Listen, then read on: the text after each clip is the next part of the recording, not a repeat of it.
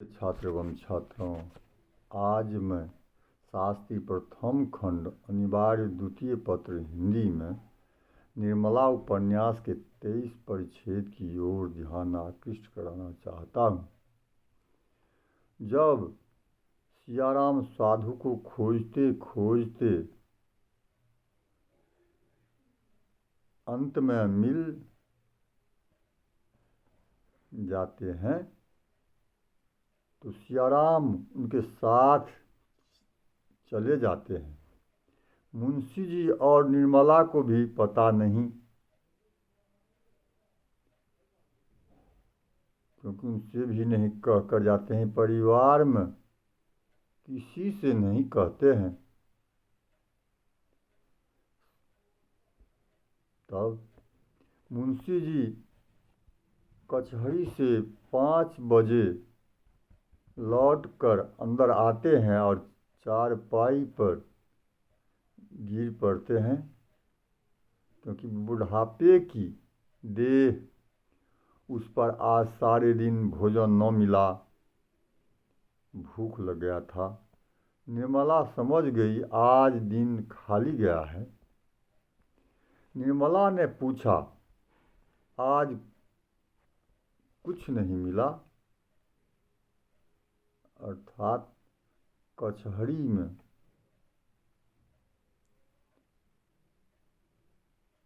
जो काम करने के लिए गए थे वहाँ कुछ आमदनी नहीं हुआ। इस पर मुंशी जी कहते हैं, सारा दिन दौड़ते गुजरा पर आज हाथ न लगा। इस पर निर्मला कहते हैं, फौजदारी वाले मामले में क्या हुआ? इस पर मुंशी जी कहते हैं, मेरे वकील को सजा हो गई। तो निर्मला फिर कहते हैं, पंडित वाले मुकदमे में? मुंशी जी कहते हैं, पंडित पर डिग्री हो गई। निर्मला इस पर कहते हैं, आप तो कहते थे कि दावा खारिज हो जाएगा। इस पर मुंशी जी कहते हैं, कहता तो था और भी कहता हूँ कि दावा खारिज हो जाना चाहिए, मगर उतना सिर कौन धुने?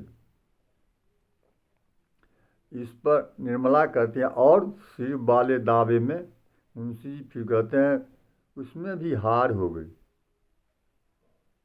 निर्मला कहती है, तो आज आप किसी अभागे का मुंह देखकर उठे थे। मुंशी जी से अब काम बिल्कुल न हो सकता था। एक तो उनके पास मुकदमे आते ही नहीं थे, और जो आते भी थे वह बिगड़ जाते थे। मगर अपनी असफलताओं को वह निर्मला से नहीं छिपाते। जिस दिन कुछ हाथ न लगता, उस दिन किसी से 2-4 रुपये उधार लाकर निर्मला को दे देते। प्रायः सभी मित्रों से कुछ न कुछ ले चुके थे।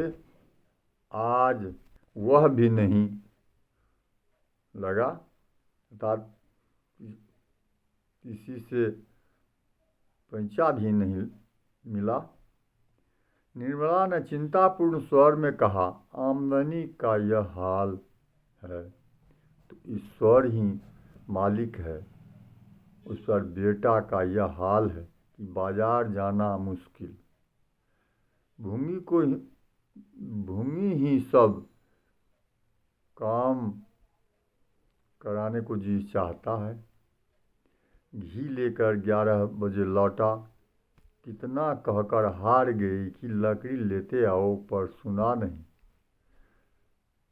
सर मुंशी जी कहते हैं, तो खाना नहीं पकाया? निर्मला कहती है, ऐसी ही बातों से तो आप मुकदमे हारते हैं। ईंधन के बिना किसी ने खाना बनाया है कि मैं ही बना लेती? मुंशी जी तो बिना कुछ खाए ही चला गया। निर्मला इस पर कहती है, घर में और क्या रखा था जो खिला देती। मुंशी जी ने डरते डरते कहा, कुछ पैसा वैसा न दे दिए। निर्मला ने भौं सिकुड़ कर कहा, घर में पैसे फलते हैं, अर्थात घर में पैसे फलते हैं न जो दे देते। मुंशी जी ने कुछ जवाब न दिया।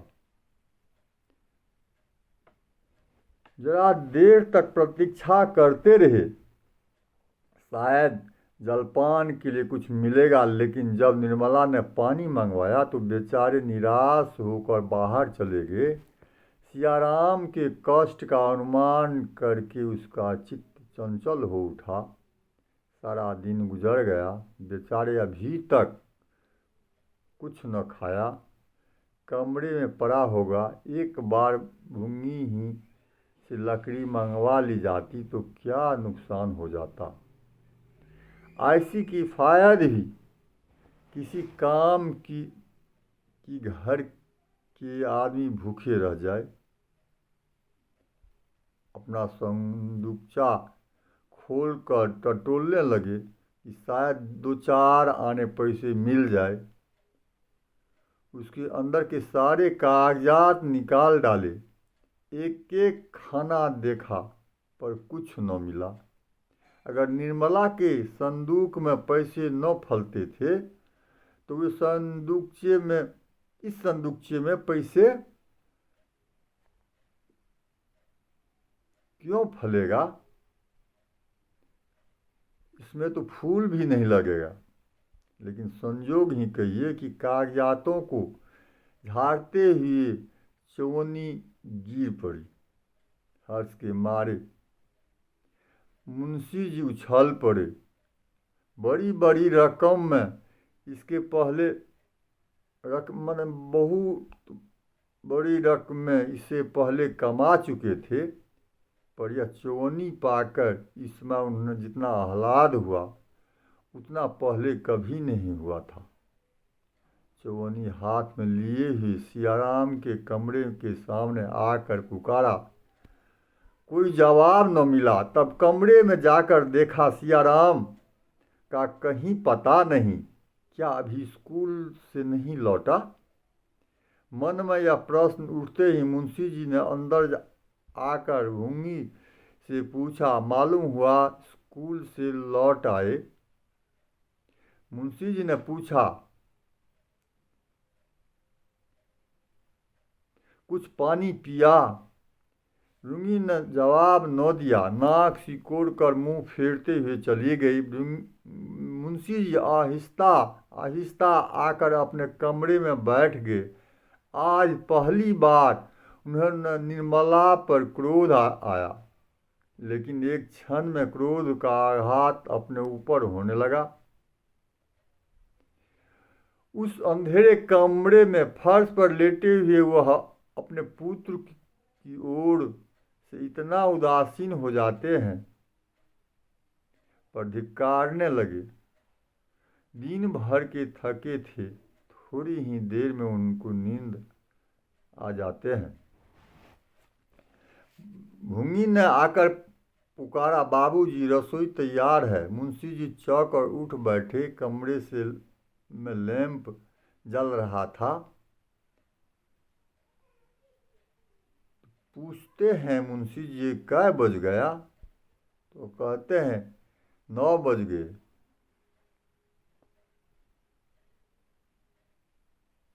सिया बाबू अभी तक नहीं आए? आए होते तो घर में ही होता। भूमि कहते, आए होते तो घर में ही तो होंगे। मुंशी जी ने झुझलाकर पूछा, मैं पूछता हूँ आए कि नहीं, और तू न जाने क्या क्या जवाब देती है, आए कि नहीं। तो भूमि कहती है, मैं तो नहीं देखा, झूठ कैसे बोलूं?